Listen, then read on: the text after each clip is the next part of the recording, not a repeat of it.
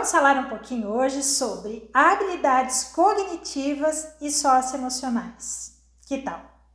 É um tema pertinente, não é, gente? Pertinente, desafiador para a educação atual. Vocês não concordam? Quando falamos de desafios da educação atual e da educação do século XXI, vocês lembram do mesmo que eu? Porque, gente, eu penso assim imediatamente na BNCC. Por quê? Porque a proposta da BNCC, ela tem como foco a educação integral. E quando falamos em educação integral, gente, nós não estamos falando, não é o mesmo que a educação em tempo integral.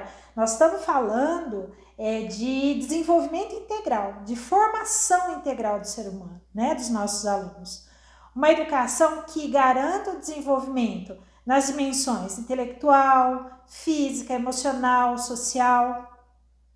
E essa proposta, que chamamos de contemporânea e atual, ela tem, como eu já mencionei, um foco voltado para a formação social. Formar um sujeito responsável, crítico e ativo no meio social, com autonomia, para interagir com o mundo todo à sua volta.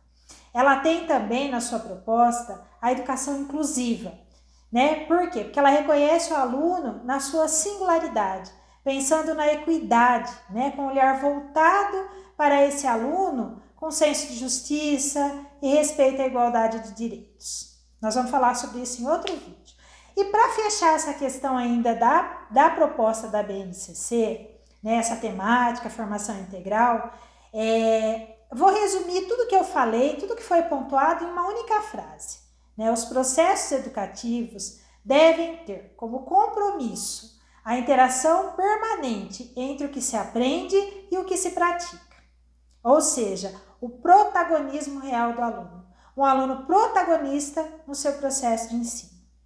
Bom, eu tive que fazer toda essa introdução para chegar assim de forma mais precisa onde eu preciso chegar, que é o desenvolvimento de habilidades cognitivas e socioemocionais. É para isso que eu estou aqui, impostas para a educação atual, a educação do século XXI.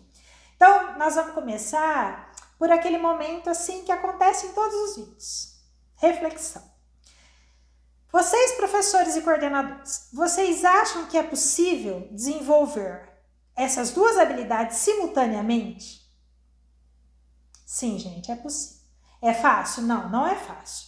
Demanda trabalho? Sim. Muito trabalho, comprometimento para organizar uma rotina assim, produtiva, um planejamento de trabalho também produtivo para a sala de aula, então não é fácil, Mas vamos pensar em como vocês podem dar conta dessa responsabilidade de trabalho simultâneo, não é? Vamos pensar juntos. As habilidades cognitivas, nós sabemos que é o como a criança aprende, compreende, assimila os conceitos que a ela são ensinados, é o conhecimento construído de cada um. E a inteligência cognitiva, ela entra naquele grupo lá de práticas comandadas pelo raciocínio lógico, aquele que envolve as habilidades com números, memorização, enfim. Essas habilidades, conforme elas vão sendo desenvolvidas, elas também vão sendo avaliadas durante o processo pelo professor, concordam? Porque o professor, ele somente vai saber o que foi ensinado, foi consolidado, se ele tiver um instrumento que mostre que o aluno aprendeu. Qual é o instrumento? A avaliação. Que é um instrumento avaliativo. Então, o que avaliamos? Avaliamos se os conceitos e os conteúdos trabalhados com esses alunos em sala de aulas foram consolidados. Aqueles conceitos que o nosso currículo, o planejamento curricular anual, impõe que seja trabalhado por bimestre, semestre, para cada ano da etapa. Esse conhecimento científico é aquele que é previsto, que seja ensinado aos alunos a cada ano série da etapa de ensino. É aquele passível de avaliação e verificação do aprendizado. É aquele que vai ser trabalhado ao longo do ano, alcançado através de estudos, propostos em salas de aula, atividades, de reforço desses estudos de sala de aula, através de tarefas de casa, com atividades, pesquisas, também por meio de projetos que impõem pesquisas, observações, experimentações, enfim. É o trabalho guiado norteado pelo planejamento curricular. Agora, vamos falar das habilidades socioemocionais, que são aquelas relacionadas com as emoções, com a capacidade de lidar com as emoções, né? Tanto pessoal quanto coletivo, né? Dentro de um espaço de convivência coletiva, em grupo. É aquela capacidade de perceber os sentimentos, né? E emoções, como a empatia, a solidariedade, a alteridade, que é a capacidade de se colocar, né, no lugar do outro.